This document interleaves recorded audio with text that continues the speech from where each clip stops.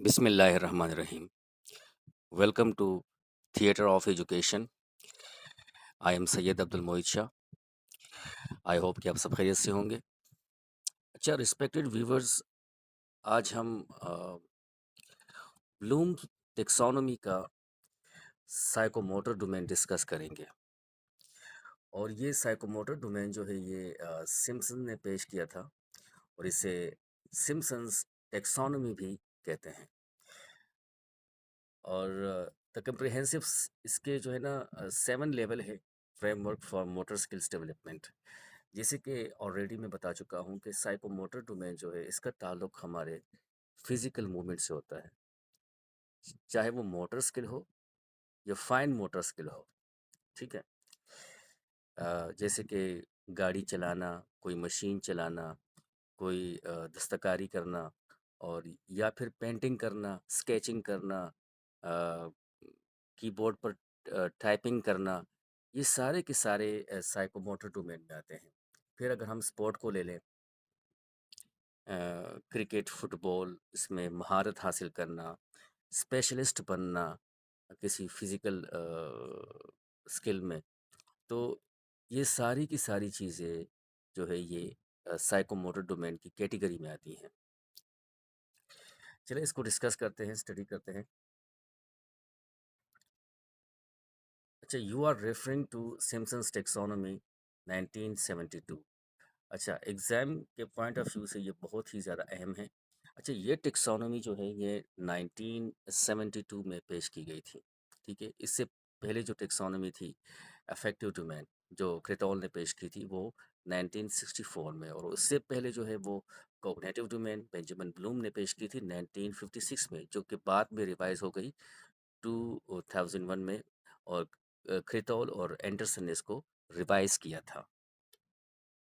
अच्छा, तो you are referring to Simpson's taxonomy 1972, while Dave's model is simplified into 5 levels. अच्छा, जो Dave के का मॉडल था साइकोमोटर डोमेन के हवाले से, उसके 5 लेवल थे। Elizabeth Simpson develop a more detailed, लेकिन सिम्पसन ने इसको क्या किया कि मोर इसको मज़ीद इसको डिटेल में बयान किया और इसके 7 लेवल बना दिए हायरार्की। ठीक है, दर्जाबंदी के हिसाब से। That is widely used in technical and clinical education to describe how physical skills are mastered. Technical और क्लिनिकल एजुकेशन में इसका इस्तेमाल बहुत है, और किस तरह इसमें मास्टरी हासिल की जाती है।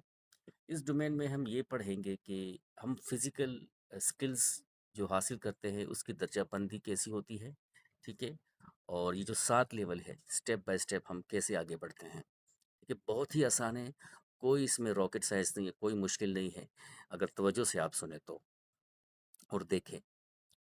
सबसे पहले होता है इसमें फर्स्ट लेवल। देखिए, इसका फर्स्ट लेवल जो है वो है परसेप्शन। ठीक है, परसेप्शन। इसके 7 लेवल है।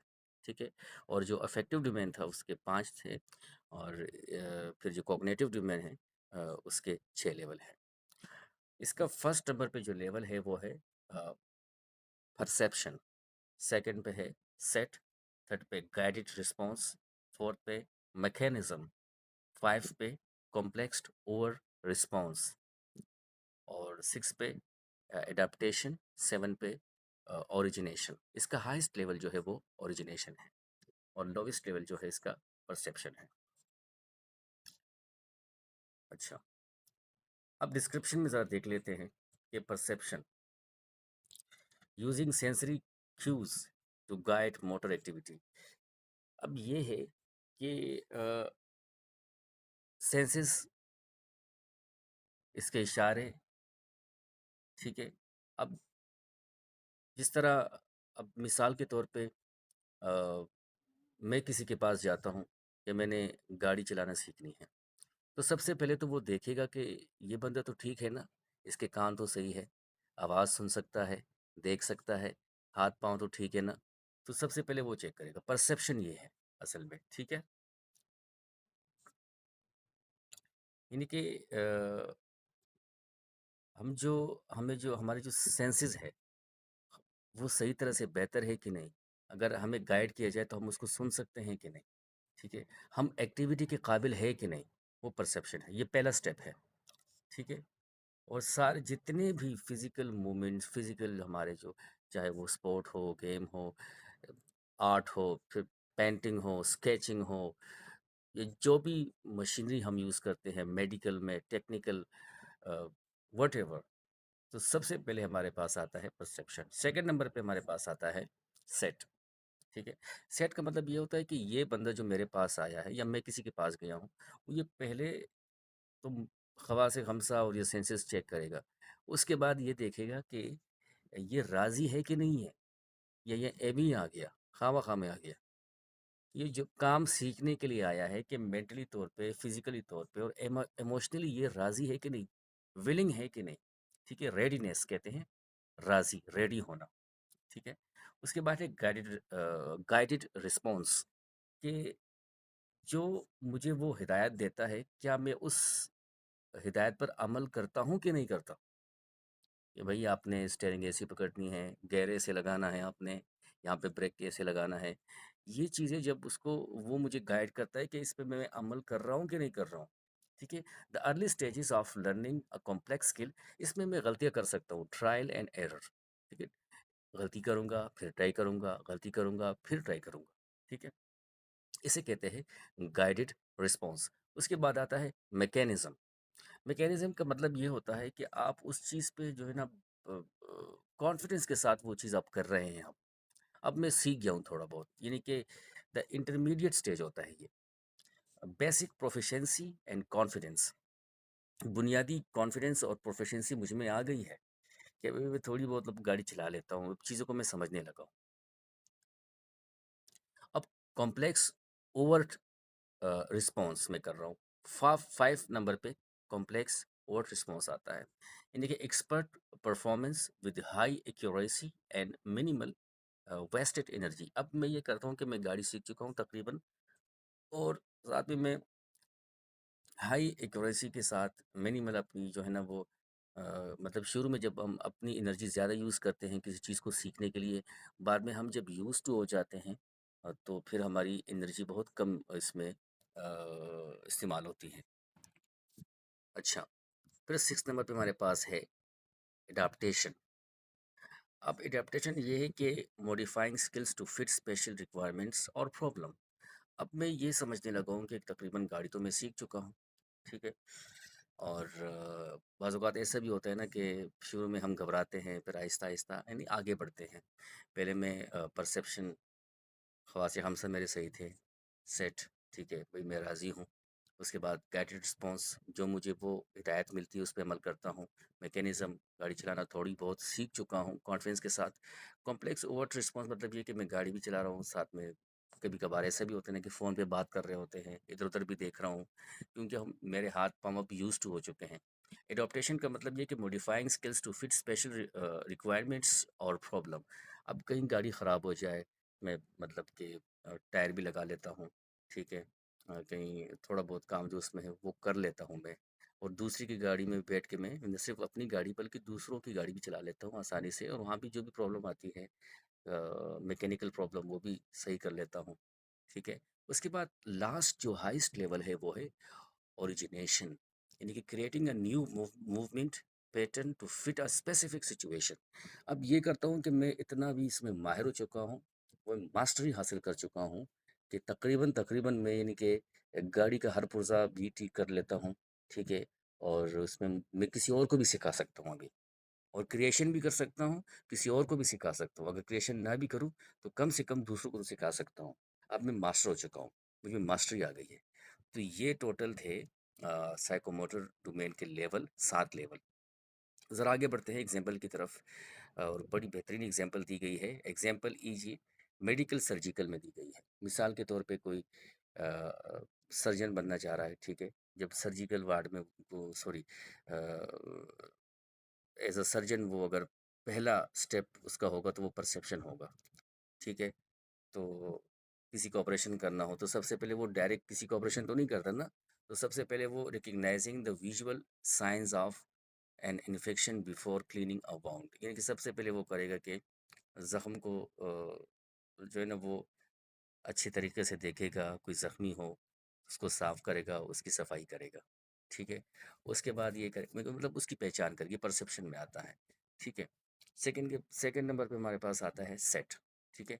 इस पे ये होगा कि preparing the sterile field and mentally rehearsing the steps of procedure, यानी कि उसको जो है ना जो हमें हिदायत मिलेगी हमारे हेड की तरफ से जो सीनियर होगा उस पे अमल दरामद करेंगे कि ऐसा करना है, वैसा करना है, ठीक है? और रिहर्सल करेंगे, ठीक है? वो जो प्रोसीजर है उसको स्टेप्स को दोहराएंगे। थर्ड पे हमारे पास जो आता है वो फिर आता है हमारे पास, जैसे कि यहाँ पे हमारे पास है गाइडेड रिस्पॉन्स, ठीक है? अब ये कि performing such are under the direct supervision and correction of a mentor, यानी कि जो हमें मेंटोर समझा रहा है, सिखा रहा है, उसको उसी को परफेक्टली हम करने की कोशिश करें। हाँ, ट्रायल एरर तो हो सकती है, गलतियाँ भी करेंगे, लेकिन बार बार ट्राई करेंगे, ठीक है? उसके बाद फिर क्या होगा, हम आते हैं जी मैकेनिज़्म की तरफ। मैकेनिज़्म में हम क्या करेंगे कि अब वो काम थोड़ा बहुत हम सीख चुके हैं, ठीक है? एक ज़ख्मी बंदा है, उसको स्टिचिंग की ज़रूरत है। यानी कि एक सिंपल स्टिचिंग किसी ज़ख्म मिसाल के तौर पर अकेले हम वो स्टिचिंग कर सकते हैं। कोई मेरे पास ज़ख्मी आ गया, ठीक है? तो उसको स्टिचिंग की ज़रूरत हो तो मैं उस ज़ख्म की स्टिचिंग आसानी सिंपल स्टिचिंग कर लेता हूँ विद कंसिस्टेंट रिज़ल्ट के साथ कर लेता हूँ मैं, ठीक है? उसके बाद कॉम्प्लेक्स ओवर्ट रिस्पॉन्स आ गया। Performing complex surgery quickly and smoothly without hesitation. अब मैं क्या करता हूँ, शुरू-शुरू में तक मतलब मुझे समझ नहीं आती थी, डरता था, ट्रायल एरर करता था, फिर सिंपल में करने लगा। उसके बाद फिर क्या होगा कि बगैर विदाउट हेजिटेशन, बगैर हिचकिचाहट के, घबराहट के, वो चीज़ यानी कि कॉन्फिडेंटली मैं वो कर लेता हूँ, ठीक है? क्विकली सर्जरी परफॉर्म कर लेता हूँ मैं, स्टिचिंग हो या सर्जरी हो। उसके बाद फिर आती है एडाप्टेशन, ठीक है? ये है। अब एडाप्टेशन जो है वो अल्टरने sorry altering a surgical technique mid procedure when unexpected complications arise, यानी कि एक ऐसी सर्जरी होती है जिसमें कॉम्प्लिकेशन बहुत ज़्यादा होती है, पेचीदगियाँ ज़्यादा होती हैं, जो एक यानी कि सिंपल सर्जरी नहीं होती, मुश्किल से मुश्किल सर्जरी होती है वो, तो उसको भी मैं कर लेता हूँ क्योंकि मेरी प्रैक्टिस इतनी ज़्यादा हो गई है। और आखिर में जी आती है इसका जो लेवल आता है वो ओरिजिनेशन है। ओरिजिनेशन में क्या है कि developing a brand new surgical approach और tool to solve a unique medical case. फिर ऐसा होता है कि मैं इतना उसमें माहिर हो जाता हूँ कि बार-बार मेरी प्रैक्टिस इतनी ज़्यादा हो जाती है और एक ऐसा मतलब कॉम्प्लिकेटेड केस आ जाता है जिसके लिए टूल नहीं होता, ठीक है? या टूल इजाद नहीं हुआ होता, तो मैं क्या करता हूँ कि अपनी इस प्रैक्टिस और एक्सपीरियंस से मैं एक ऐसा टूल इजाद कर देता हूँ, एक ऐसी चीज़ लेके आता हूँ जो कि बिल्कुल न्यू हो, ठीक है? और वो सर्जरी में कर लेता हूँ। तो वो मतलब ये एक किस्म की क्रिएशन है, ठीक है? ओरिजिनेशन जो है ये किस्म की क्या है? क्रिएशन है, ठीक है? तो आई होप कि आप लोगों को समझ में आया होगा। अच्छा, अभी ये सिम्पसन्स की हायरार्की चार्ट देख लेते हैं, ठीक है? इसी तरह ये तो मेडिकल में अप्लाई हो गया। इसके बाद फिर आप देख लें जितनी भी फिज़िकल हमारे स्किल्स हैं, चाहे वो मोटर स्किल है या फाइन मोटर स्किल हैं, वो स्पोर्ट में हैं, वो पेंटिंग में हैं, स्केचिंग में हैं, व्हाटएवर आपकी टाइपिंग है। बाज़ लोग आपने देखे होंगे ना कि बाज़ लोग आपसे बात कर रहे होंगे और टाइपिंग कर रहे होंगे। असल में वो यूज़्ड टू हो चुके हैं, ठीक है? वो हाईएस्ट लेवल पे होते हैं। अच्छा, अभी हम आते हैं अच्छा इसका इस्तेमाल मेडिकल, इंजीनियरिंग टेक्निकल चीज़ों में बहुत ज़्यादा है और वैसे भी बहुत ज़्यादा है। फिज़िकल मोटर स्किल जो है ये तो अ, आज वक़्त की ज़रूरत है। प्रैक्टिकल चीज़ें हैं ना ये। अच्छा सिम्पसन्स हायरार्की चार्ट देख लेते हैं। परसेप्शन है, परसेप्शन का मतलब अवेयरनेस। सेकंड नंबर पे सेट है यानी कि रेडीनेस, हम राज़ी हैं। गाइडेड रिस्पॉन्स यानी कि प्रैक्टिस में आ गए हम। मैकेनिज़्म प्रोफिशिएंसी आ गई, कॉन्फिडेंस आ गया, हम काम को सीख रहे हैं, तकरीबन सीख चुके हैं। कॉम्प्लेक्स ओवर्ट रिस्पॉन्स अब हम इसमें एक्सपर्ट हो चुके हैं। अच्छा, एडॉप्टेशन अब हम इसको मॉडिफ़िकेशन कर सकते हैं, मॉडिफ़ाई कर सकते हैं। कॉम्प्लिकेशंस जितनी भी कॉम्प्लेक्स सिचुएशन आ जाती है, हम इसको ईज़िली सॉल्व कर लेते हैं।